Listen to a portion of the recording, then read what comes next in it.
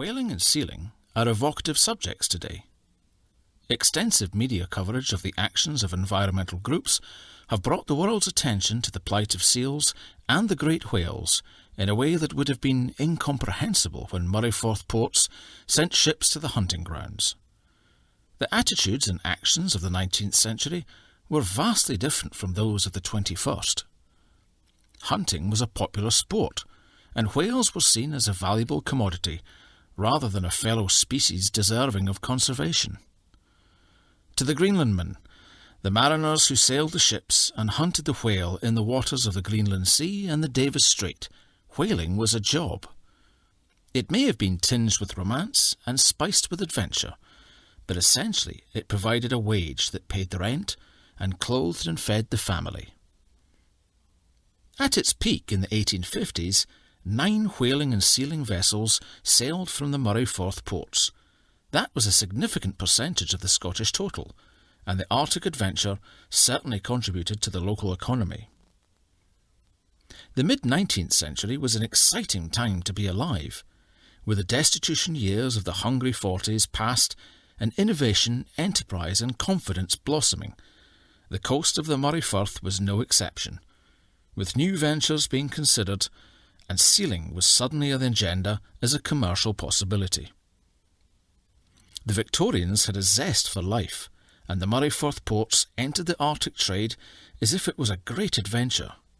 Commercialism tinged with the sheer joy of trying something new.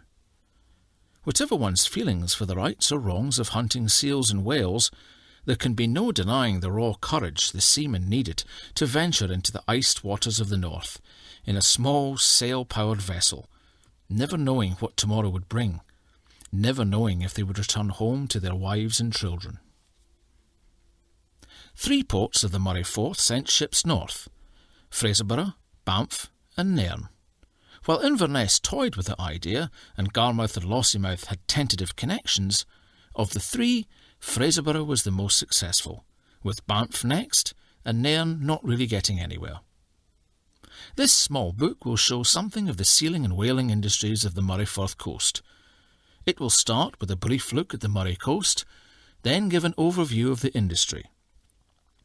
There is a chapter giving what could be a typical voyage, followed by a chapter on sealing, the Nairn and Banff experience, a brief look at the dangers the whaling men faced, and 2 chapters on Fraserburgh's time as a sealing and whaling port.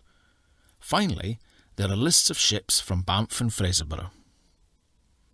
When this book was first compiled, it was intended to give endnotes for every detail, but the end result was a text littered with numbers that made reading a chore. It was decided to write a free-flowing book instead, easier to read and with the main sources mentioned within the text. The book gives anecdotes, names and a few details.